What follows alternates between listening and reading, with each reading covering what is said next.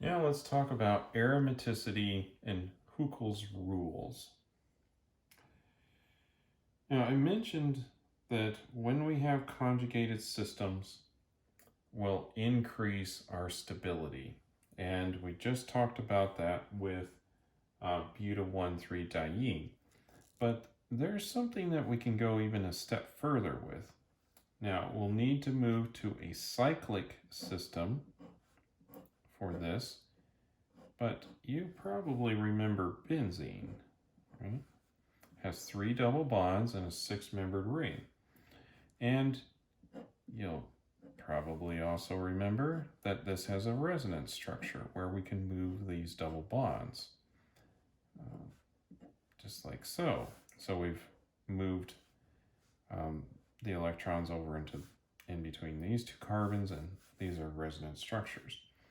And I suppose we could draw it kind of like this with a bunch of dashed lines kind of around here.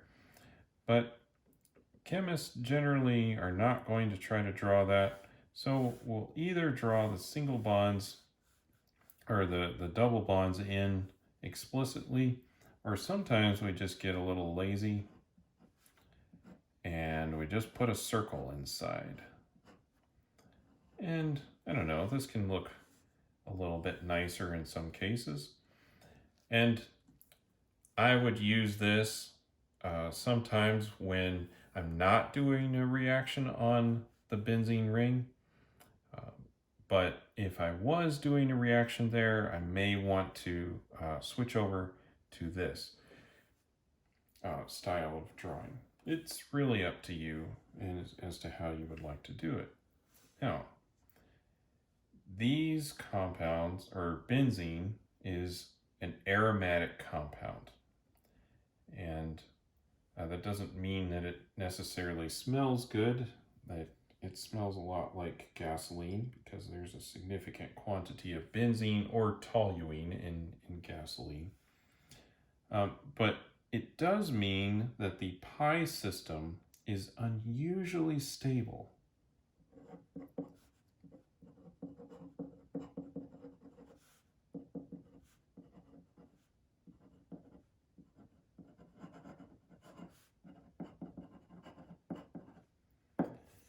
It's so stable that even reactions where, typical double bond would have an addition reaction under these conditions. We add bromine, right? This is a pretty fast reaction. In fact, we did do a lab where we added bromine to tranexamic acid.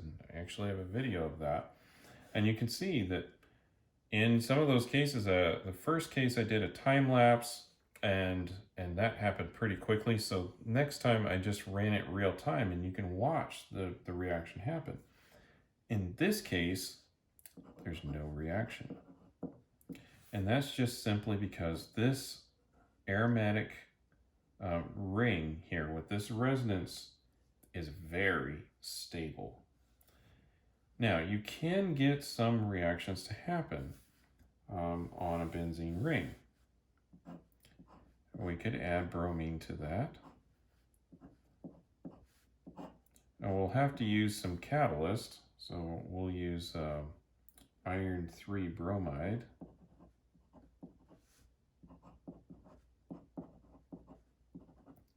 And when we do, we're just going to substitute on the ring, actually.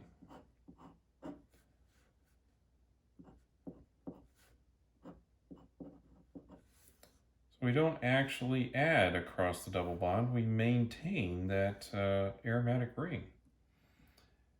So this is actually quite stable, and it does not like to be disrupted.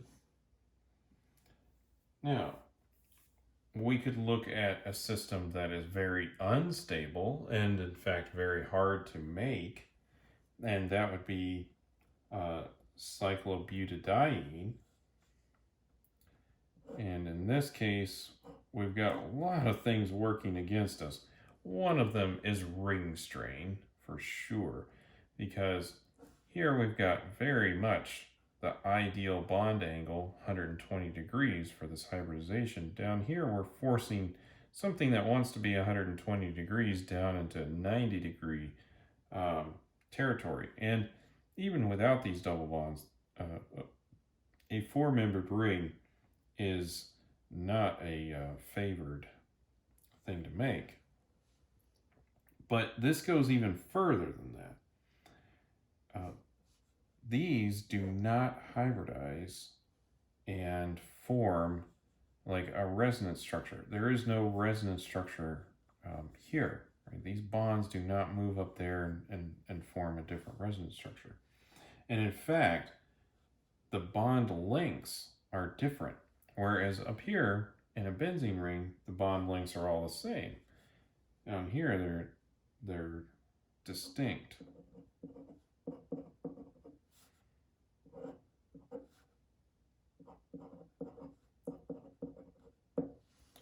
So this is no longer a square like we might expect. This is actually rectangular. And this is an example of a system that is anti-aromatic. This is actually much less stable than it could be because of that. Now, how do we decide what's aromatic and what's not? Well, it turns out that Huckel came up with some rules for this. So for an aromatic cyclic pi system,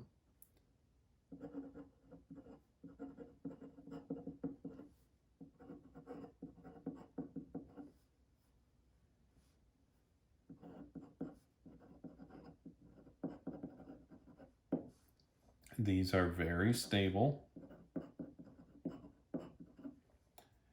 They will have 4n plus 2 electrons in the pi system.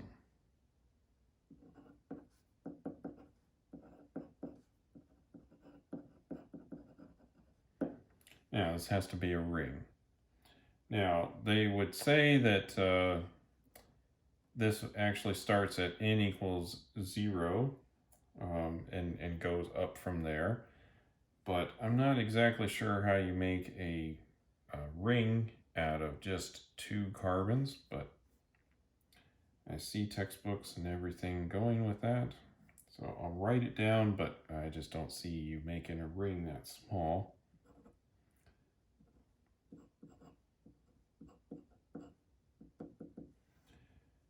So n greater than or equals 0. Now when we do this, n equals 0, that's 2. N equals 1, that's 4 plus 2, that's 6. That's our benzene. N equals 2, that's 8 plus 2, that's 10, 14, and on you go. These are unusually stable systems.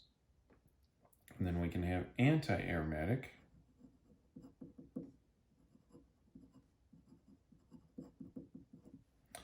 And of course, cyclic pi systems here, and these are unstable.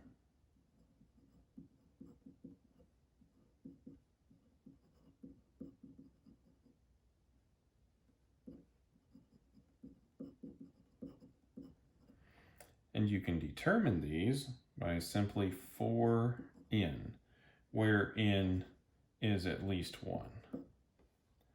And so the anti-aromatic numbers are 4, 8, 12, 16, and so on.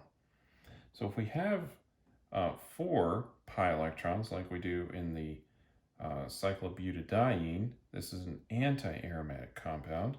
If we have 6, this is an aromatic compound. We have benzene.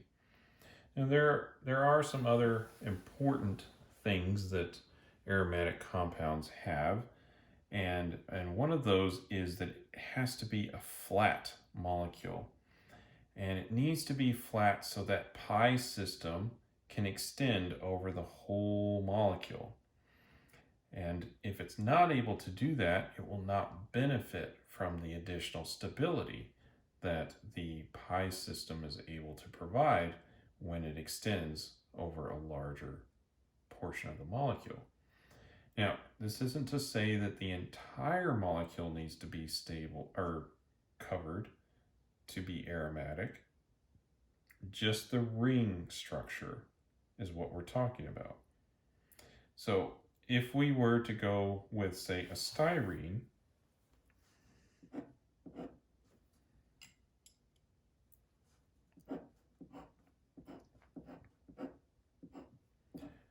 which has this, and you would look at this and you'd say, oh, there's 3 pi systems there, that's 6 electrons there, and I've got 2 more here.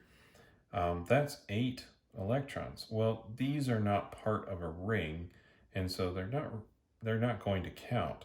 We still have the stability in this portion of the molecule. Now, if this was part of the ring and we had the octane, right, the tetraene, then that would not be aromatic, that'd be anti-aromatic. And it'd actually be non-aromatic just because that it is no longer a flat molecule.